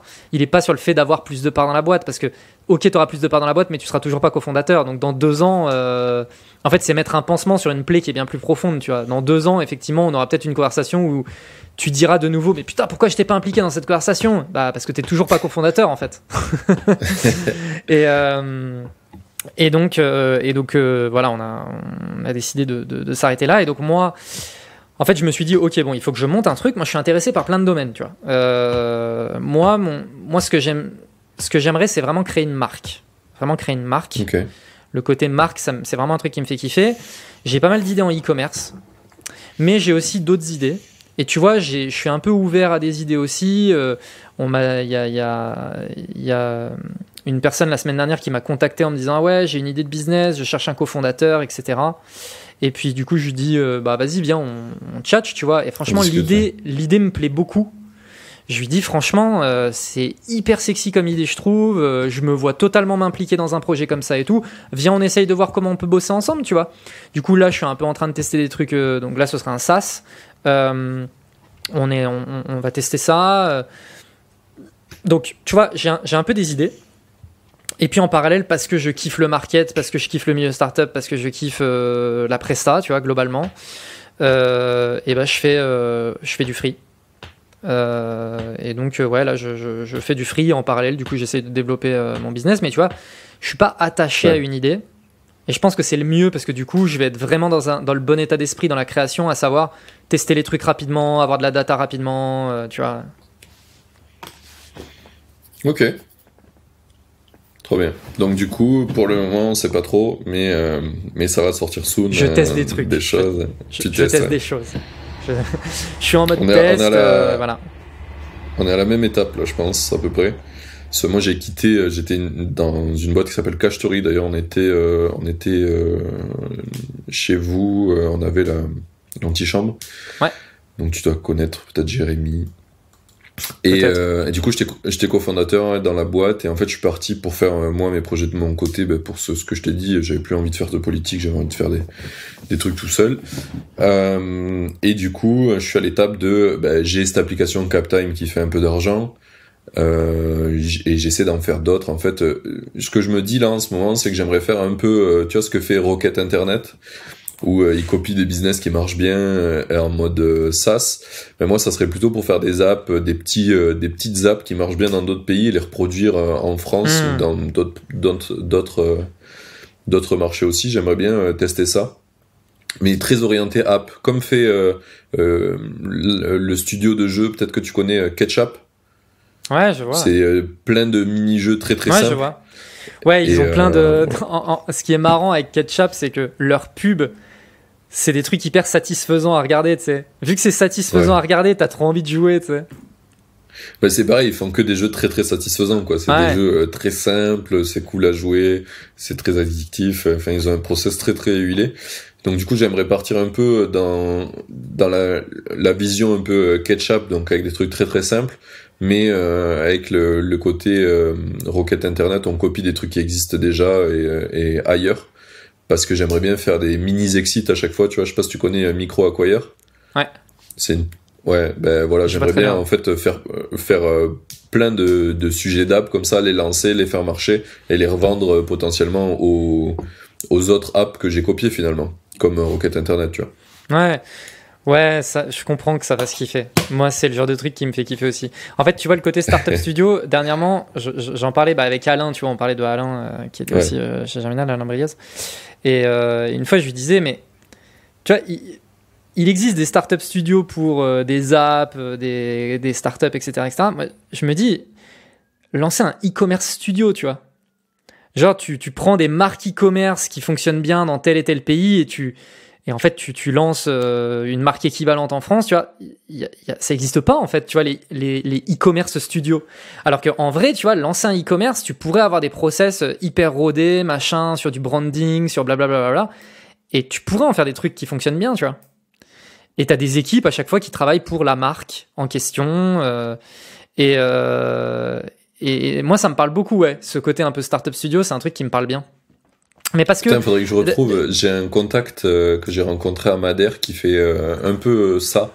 En gros, il prend tous les business... C'est pas il recopie un business, c'est plutôt... il prend un business qui fait moins de 1 million sur Amazon FBA et il les rachète et il en fait faire x10. Et c'est une équipe c'est des fous furieux.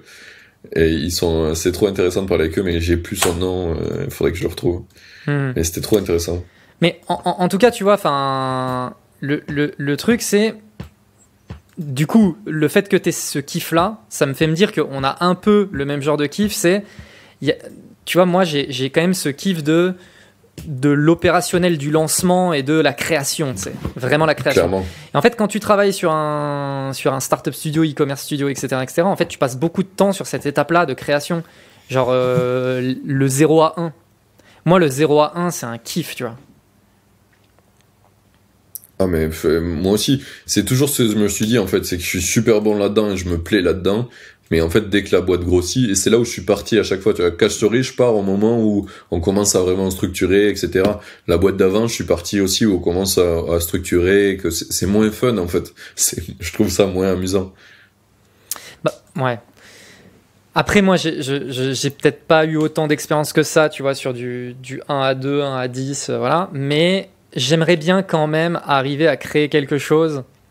Moi, personnellement, j'aimerais bien arriver à créer une boîte qui demain j'ai 50 salariés, tu vois, par exemple. Je me dis, tu vois, j'ai peut-être pas été dans les bons rôles pour vraiment kiffer vraiment l'étape de croissance. C'est vraiment pas un mood que j'ai envie de faire. De toute façon, si je fais ce podcast, c'est parce que je pense que c'est cool d'être un petit merde. J'ai perdu le terme que j'utilise. Indie. Ouais, indie c'est en français, mais le mot en français ça va être un artisan, tu vois. Ouais. C'était un petit artisan sur internet finalement. Ouais. Et je trouve ça trop cool en fait. Je suis d'accord. Non, mais ça, ouais, effectivement. Mais c'est un mindset, tu vois, c'est particulier. Ouais. Mais en fait, je trouve que sur internet on a trop eu l'image de putain on peut tout faire, on peut faire des millions. Mais en fait, pourquoi tu veux faire des millions ?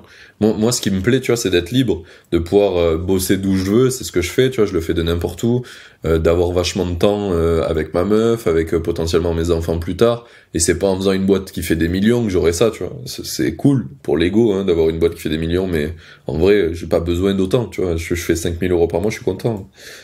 C'est ouais. Non, mais ouais, c'est gros sujets d'ambition, tu vois. Moi, là, actuellement, je suis un peu dans ce genre de réflexion en ce moment. Parce que je vois que le free, ça prend bien, les gens sont contents. Je me dis, tiens, est-ce que je me stafferai pas ?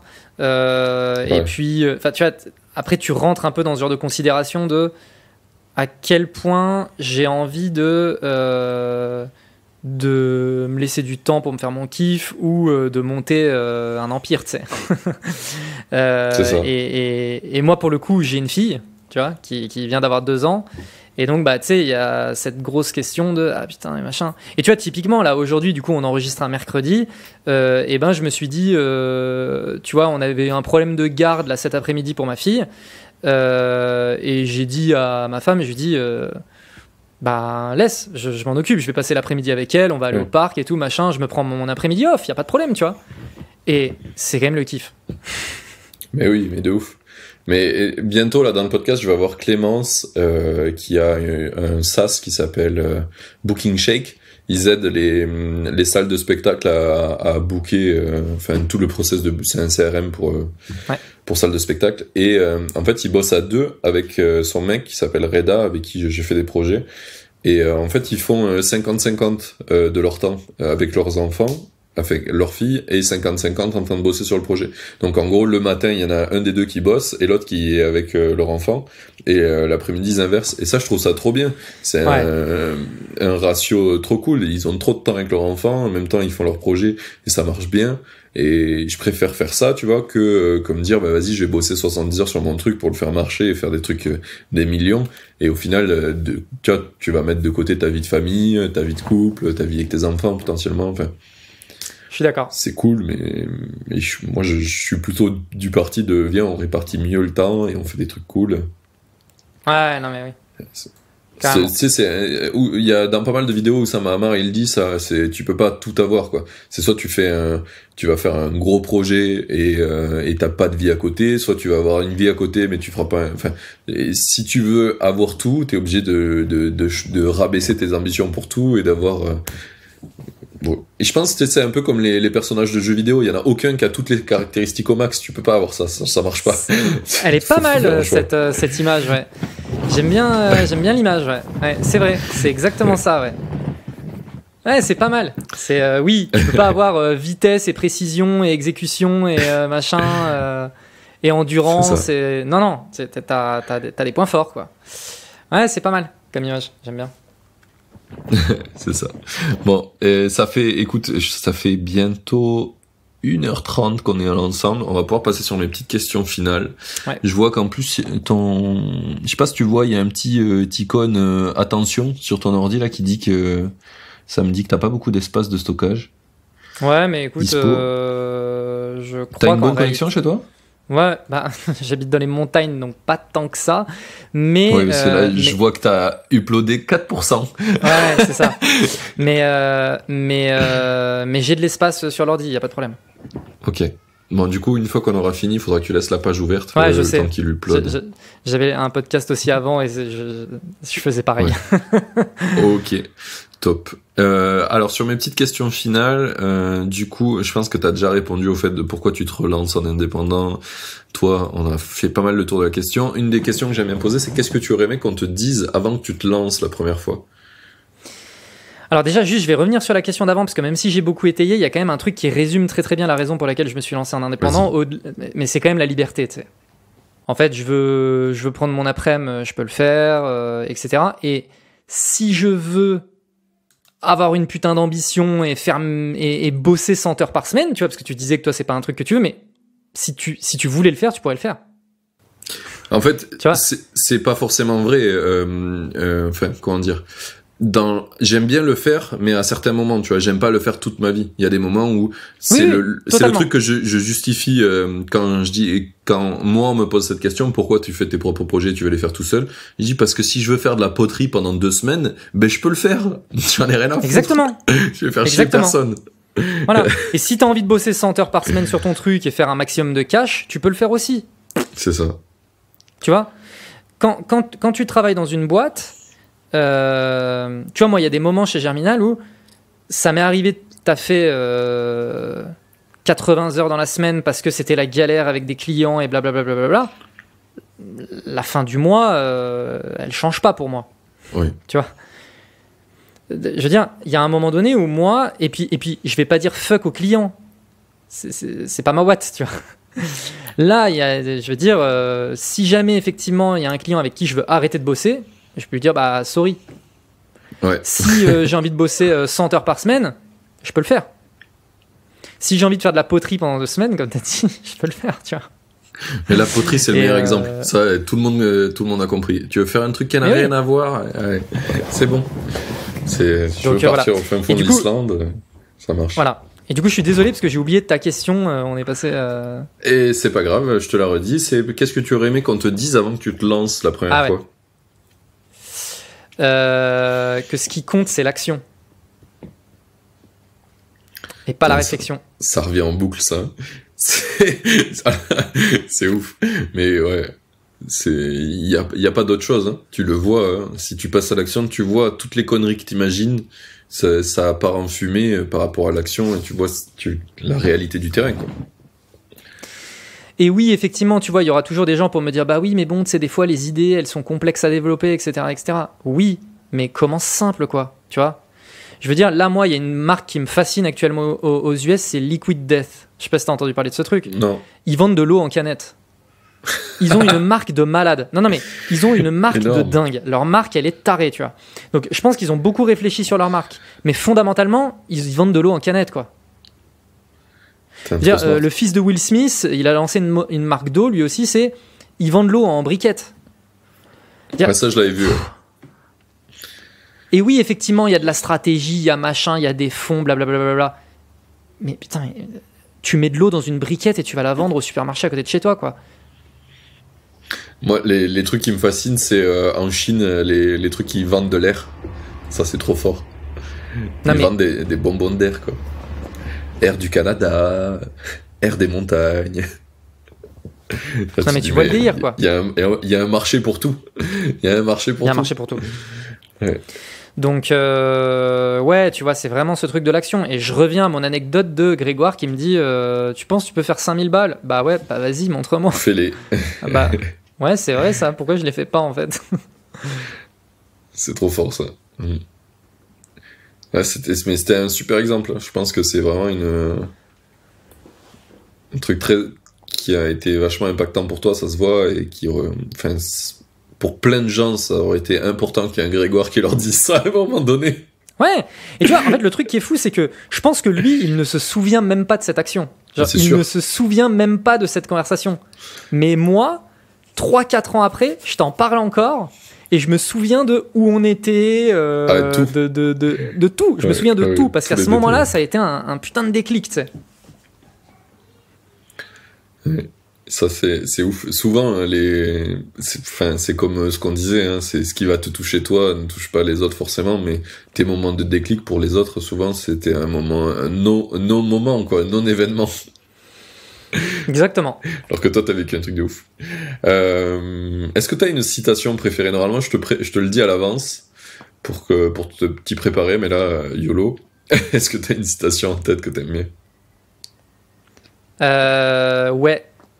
Parce que c'est la citation d'une pub, c'est ma pub préférée de tous les temps, et qui rejoint exactement la conversation qu'on vient d'avoir. C'est Yesterday you said tomorrow, just do it. C'est tout. C'est un truc de Nike? Bah bien sûr. Ouais. Alors tu vois, c'est pas une citation d'auteur, c'est pas machin. Mais quand je pense à une citation, je pense à ça. Ah, mais elle est bien. Hein. Et de toute façon, niveau marque, Nike, ils ont... Non mais franchement, moi, la première fois que je suis tombé sur cette pub, mais j'ai eu des frissons, tu sais. La pub, c'est juste un print sur un bâtiment. Et il n'y a pas d'image, c'est juste de la typo. Et il y a écrit « Yesterday you said tomorrow, just do it. Nike. Ouais. » C'est tout. Et moi, je tombe là-dessus, je me dis « Mais oh, mais t'es dans la rue, t'es un peu dans un bad mood, tu vas au taf et tout. Tu tombes là-dessus, tu te dis « Mais vas-y, mais je vais tout péter, tu sais. » Clairement. je vois bien le truc. Rien que de m'imaginer, ça m'a fait un début de frisson aussi, donc c'est pas mal. Et c'est ouf comme ça a évolué, ça, à un moment donné, les pubs, c'était vachement... Enfin, je sais pas, il y a eu un moment où... Une période de pub où c'était n'importe quoi, j'ai trouvé, et là, on revient à quelque chose qui a vraiment de l'impact fort. Et ouais. Où ça peut être vraiment, tu vois une pub et ça change ta vie en plus que ça a eu une bonne image pour la marque, quoi. Mais l'élément principal, je pense aussi, ça vient du fait qu'il y a une époque où c'était vraiment que les gros mastodontes qui faisaient de la publicité, et là aujourd'hui t'as beaucoup de start-up avec des identités très précises, très particulières, etc., qui se mettent à avoir les moyens de pouvoir faire de la publicité et qui prennent un peu le pas sur ces marques un peu traditionnelles. Et elles se permettent des choses que les marques traditionnelles ne se permettent pas. Et donc forcément, ça amène un renouveau, tu vois. Mais tu vois, typiquement Nike, c'est un mastodonte, mais niveau pub, tu peux pas tester, quoi. Oui. Mais en fait, le truc, c'est que le slogan de Nike, tu peux pas tester déjà, tu vois. Just do it, c'est une marque de sport et c'est just do it. Je veux dire, autour de cette phrase-là, ils ont fait des pubs, mais c'est juste un délire. Moi, ma pub... Alors, tu vois, la pub print préférée, c'est Yesterday You Said Tomorrow. Ma pub vidéo préférée, c'est aussi une pub de Nike. Comme quoi, hein. Ouais. C'est Coupe du Monde 2018 de foot, c'est ça 2018 ? Ouais, ça doit être ça. Que la France a gagné. Je crois que c'était 2018 ou 2000. Bah, moi non plus, c'est pour ça que je me souviens pas, mais bon, tant pis. La dernière Coupe du Monde de foot, où l'équipe de France a gagné. Nike, pendant la Coupe du Monde, il diffusait une pub. Franchement, je vous invite à aller la voir sur YouTube. Franchement, elle me donne des frissons. En fait, c'est un peu un espèce de fond hyper dark où on devine la silhouette d'un joueur de foot qui est en train de s'approcher de l'écran. Derrière, il y a un espèce d'écran géant avec des bras qui se lèvent et il y a le bruit du public et tout machin. Et on entend la voix de Mbappé. Il s'approche comme ça au ralenti et il dit j'étais trop jeune pour la Coupe de France. J'étais trop jeune pour machin, j'étais trop jeune pour blablabla. Et à la fin, il y a écrit, tu vois, ça fait un espèce d'écran noir, il y a écrit Believe. Et là, tu vois son visage qui s'approche de l'écran et il dit et là, on me dit que je suis trop jeune pour cette Coupe du Monde. Et là, boum, écran noir, just do it. Et comme par hasard, c'est l'année où la France gagne la Coupe du Monde. Putain, puissance, c'est la puissance de la pub. J'avoue. Mais tu peux rien faire face à une pub comme ça. Tu vois, là, je parle de la pub, je me projette, et ouais, ça me fait un truc, tu sais. Ah bah oui. Même moi, je pense que même les auditeurs, c'est tellement bien fait que même quand tu le racontes, ça fait quelque chose aux gens. Donc, je pense que tu vois la puissance, ouais. Et tu sais, il approche calmement de l'écran, il y a les bruits du public et tout derrière, genre, waouh. Et lui, il est là. J'étais trop jeune pour ça, j'étais trop jeune pour blablabla. Et là, tu vois sa tête. Et là, je suis trop jeune pour cette Coupe du Monde. Et 2 semaines après, il gagne la Coupe du Monde. Le message est magnifique, en plus. Tu peux rien faire, tu peux rien faire. Genre, intouchable. Ouais. Je pense que ça doit être une bonne école de bosser en marketing à Nike. Ouais, c'est clair. Bon, du coup, petite dernière question, ça c'est pour moi, c'est un petit cadeau que tu vas me faire. Qui c'est que je dois faire venir dans le podcast, selon toi, après toi? Rappelle-moi tes critères, histoire que je fasse ça bien. Plutôt des entrepreneurs qui sont sur des business soit solo, soit petite team, qui n'ont pas levé de fonds, qui partent de zéro et qui arrachent tout seul, quoi.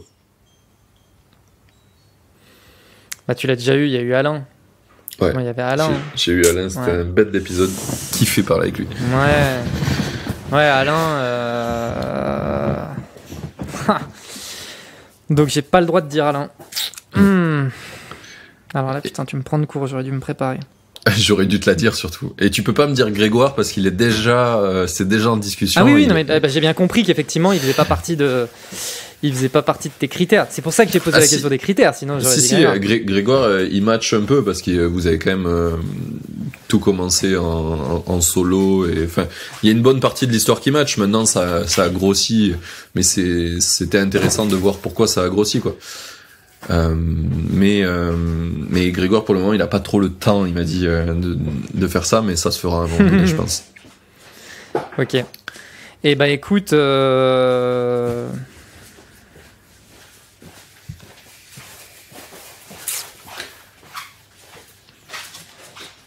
rien qui me vient là. Allez, donne-moi un infopreneur, sinon. Un infopreneur ? Bah non, mais oui, bah si tu pouvais avoir Stan, c'est cool. Hein.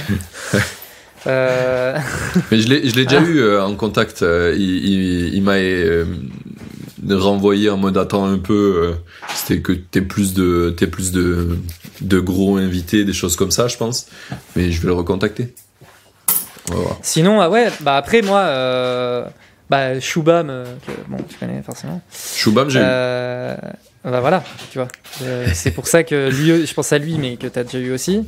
Ouais. Qui, tu vois, on se connaît pas personnellement, mais je suis ce qu'il fait, je kiffe. Je trouve que, tu sais, bonne mentalité et tout. Et puis il teste des trucs hyper divers, tu vois, avec sa chaîne YouTube et tout, machin. Et ouais, après, tu vois, sinon, dans un. Alors, c'est encore petite boîte. Ah non, je sais en fait. Attends, bah du coup j'en ai deux à te donner. Ah bah voilà. Bah il y a Benoît Dubo que tu dois voir. Tu dois voir. Bon lui il a monté une. Je l'ai eu il y a super longtemps, Benoît Dubois. Ah bah c'est pour ça que je sais pas. C'est pour ça que je sais pas que tu l'as eu. Et je l'ai eu avant que sa boîte s'appelle Scalesia. Ah ouais, ok. Bon bah voilà, il y avait lui et après sinon Hugues Trijas. Hugues Trijas. Ah lui j'ai pas. Ouais.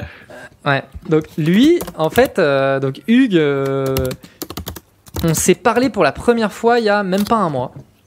Ok.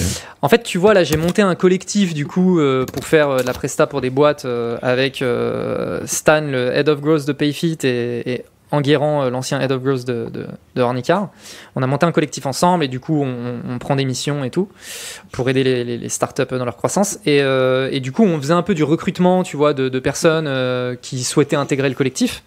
Et donc, Hugues a postulé. C'est comme ça que je l'ai rencontré, en fait. On s'est eu au téléphone et tout machin.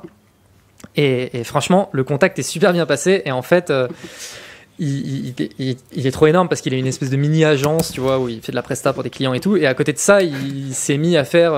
il fait du TikTok et du Insta à fond. Et en fait, il a réussi à développer un business sur TikTok et Insta, mais genre en 3 mois, tu sais. Et c'est fascinant. C'est vraiment fascinant. Genre, je suis passé voir son Insta, son TikTok et tout. Genre, je sais pas, en 6 mois, il a plus de 100 000 followers sur Insta et de followers sur TikTok. Il a déjà des partenariats, des machins. C'est fascinant. Et en fait, tu vois, je trouve que c'est assez intéressant de regarder un peu ce côté influence très business. Et du coup, voilà, je pense que ça peut être une discussion très intéressante. Eh ben écoute, je l'ai ajouté sur LinkedIn et je vais le contacter. Génial. Du coup. Ça a l'air trop cool. Trop bien. Eh bien, merci. Je pense que là, la dernière chose qu'on peut faire, c'est où c'est qu'on envoie les makers qui veulent te suivre. Est-ce que tu as une newsletter? Est-ce que tu veux qu'on les envoie sur LinkedIn, peut-être? LinkedIn.